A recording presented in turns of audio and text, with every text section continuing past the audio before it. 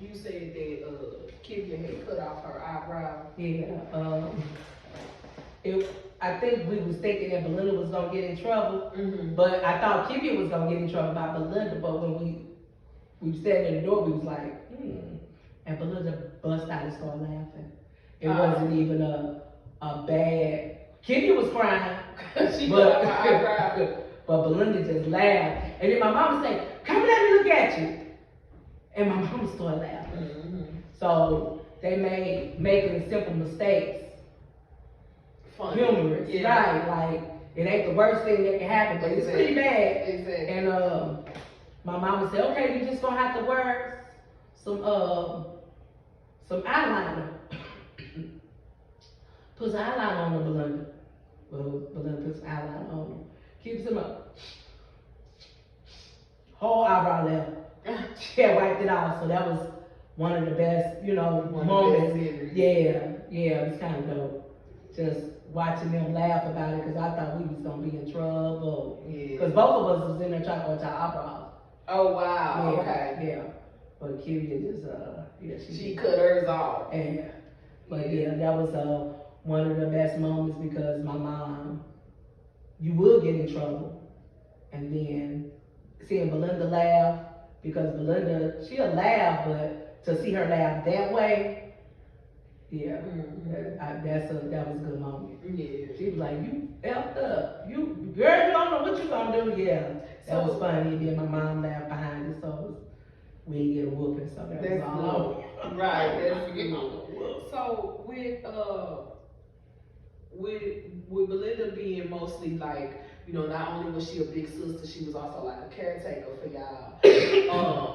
Was it hard, like adjusting, like when your mom came home from work? Was it hard to like shift the authority back to mom, or were you still doing things like if even though mom was at home, you go and just ask Belinda for a cookie, or would you shift that authority back? Nah, we basically could do what we want to do. Okay. We just couldn't go outside, Right. If we were going outside, she'll have to watch us and stuff like that. And we wasn't, bad kids. Right. Because my mom, she was bored and give you that stare down.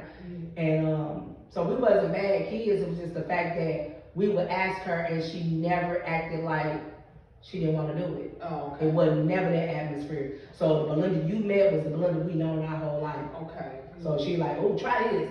And she would cook something, she'd have us to try. Kivia might not remember a lot, but I remember a lot, because I watched her, and that's why I had that type of respect for her. Okay.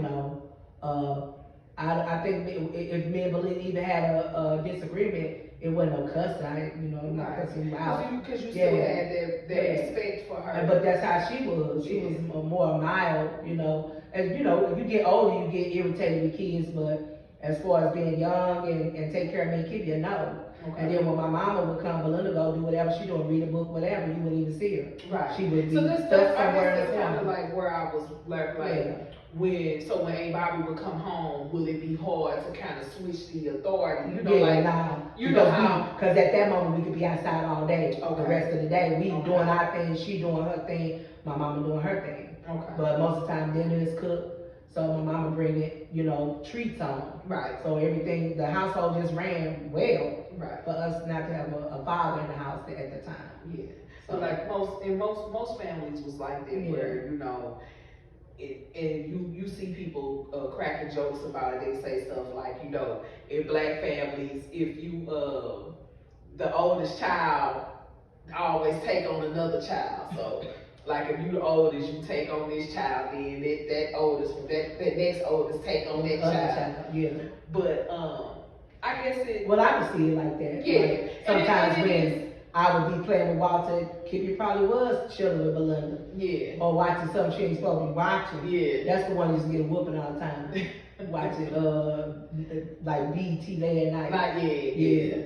Yeah, that BET that BET trouble, boy.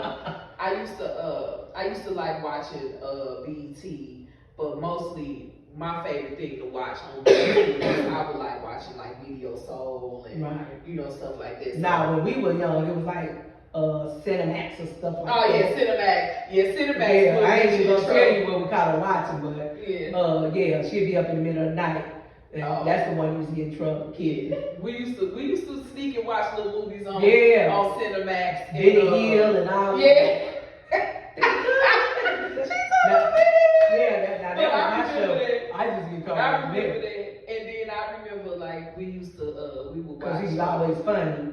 And what's it on HBO the Taxi Cab Confessions and the real sex series they had on HBO. But so when you found out that Belinda was sick, how was that? Like, was it like a phone call, or did she have like everybody come over and she discussed it with y'all? Like, how did that work? I don't know if it was it might have been a family need. I don't recall that, but I know we all was over our house. And if I'm not mistaken, it was on the south side. Okay. She lived on the south side. But she told us about it or whatever. And I guess I felt like, it was a sentence, because I, didn't really know, what it was, much about it. But she was dealing with that like a champ. Yeah. She took her medicine, went to dialysis. She kind of just it did break her heart, because she was trying to do nursing and all of that. Yeah. And everything. And but as far as going to get dialysis and stuff like that, now she was sneaking and do stuff she wasn't supposed to eat or whatever. But Belinda really, she took that like a champ. Yeah, and still raised her kids, and even if she couldn't work or was sick or whatever, Belinda would save money all year and make sure her kids had like $300, $400, $500 for Christmas. She still made it do what it do. Like, and I worked at Chrysler and I was giving my kids $300, but she was giving her kids $300. It didn't phase none of that. None of her challenges didn't shake her. That's good. So I'm glad she didn't let that like stop her ambition or stop her from doing anything just because of what the other diagnosis or whatever. One of the strongest women I know, her and Tiara. That's good. Yeah, and well, she was a real. She encouraged Tiara a lot. Yeah. My daughter was sickle cell. She encouraged her a lot, especially when she went through strokes, because she had to work her way back. But Belinda was. I like Belinda this and this, and that helped me too. That's good. It helped me, like, you can have a normal life, you can do this, you can do that. So just seeing my sister do what she was doing and still could laugh and, I know all the little names she called us. Because I was gonna say that you really, just because you find out some bad news, you really can't, I'm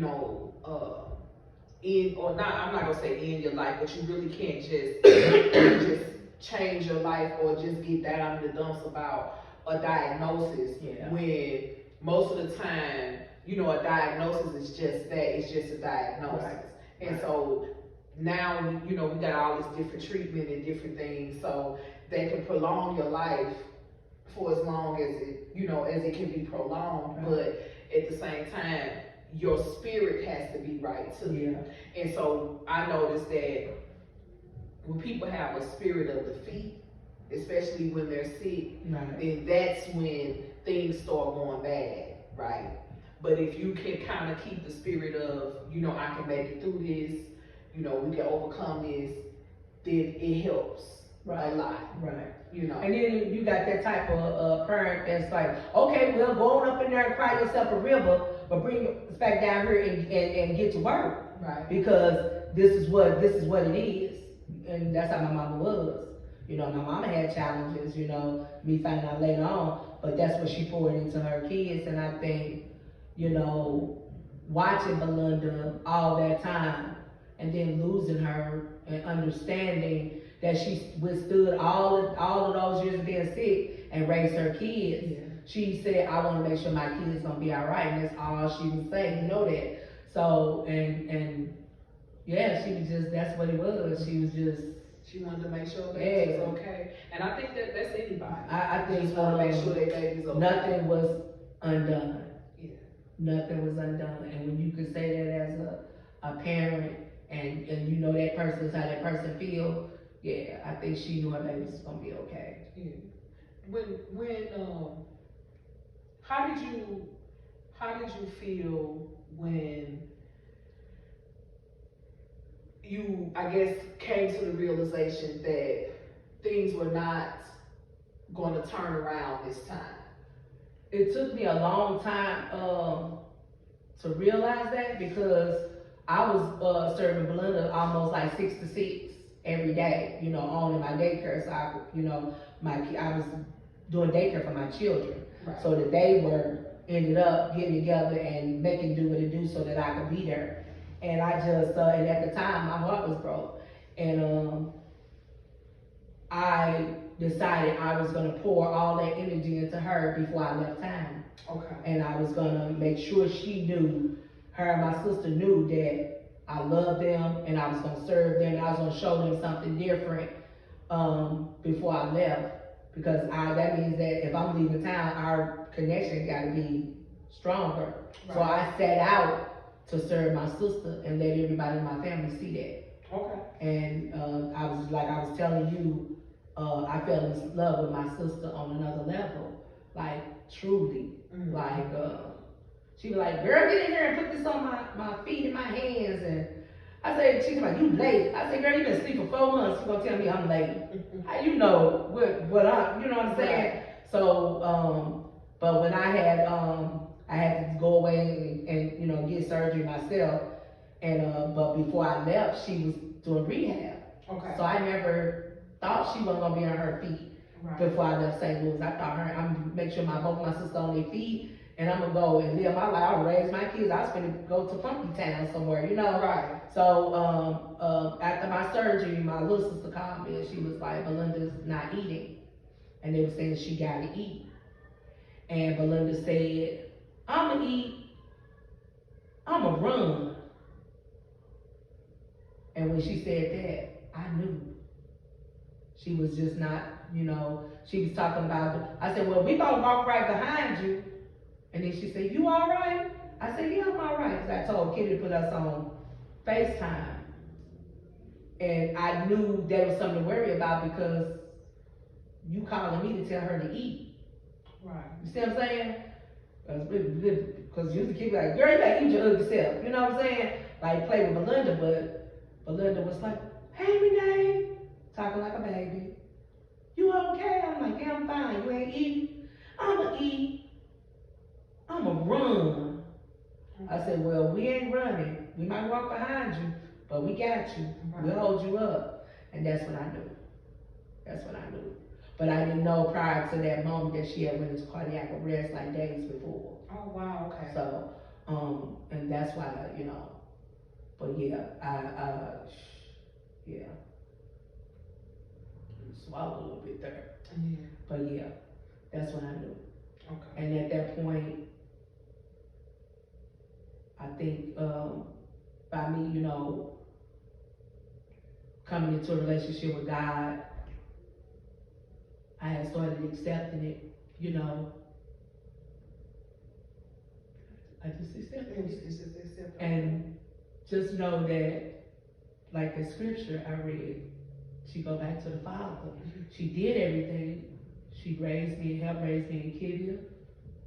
And she looked out for her brothers. She looked out for her children, her grandchildren, you know, and looked out for my mom. So, yeah, you know, that's all you want to do at the end, say, God, well done. Mm-hmm. And I felt like God was saying that. Mm-hmm.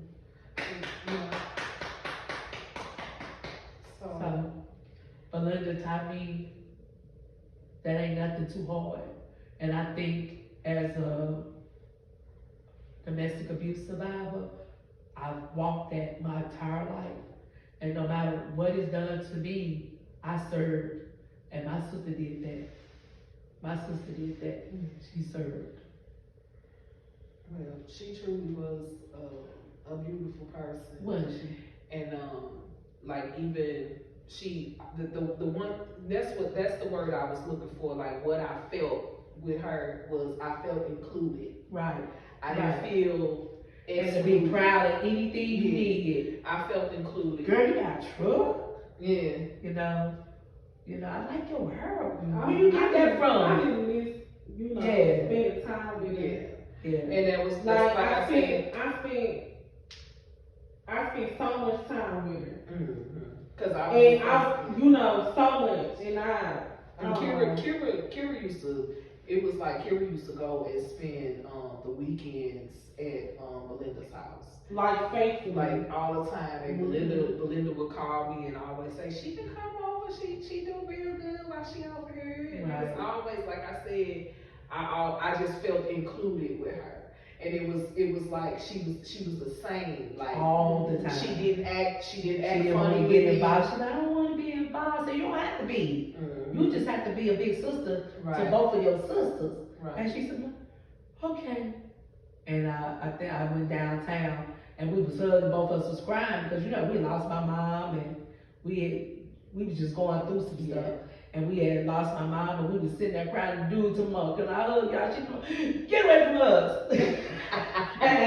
I was like, I hope they don't hit one of us. But she was something else. Yeah, Belinda the reason how I discovered like the old Mariah Carey, not the emancipation of me, like not the fantasy Mariah Carey, but when she first like her first, because Belinda gave me the CD. She gave me the CD, and I hate myself for not having the CD no more, but she gave me the CD, and I was just so surprised because I'm like, I never knew that Mariah Carey was like singing in the 80s and stuff. Like I just never knew. So that first album, that Vision of Love album, that came out, was it about 89, 90? I think it was. I think it was about 90. Her best one, ain't it? Yeah, I think it was about 1990 when that album had came out. Because Vision of Love was the single that they put out first.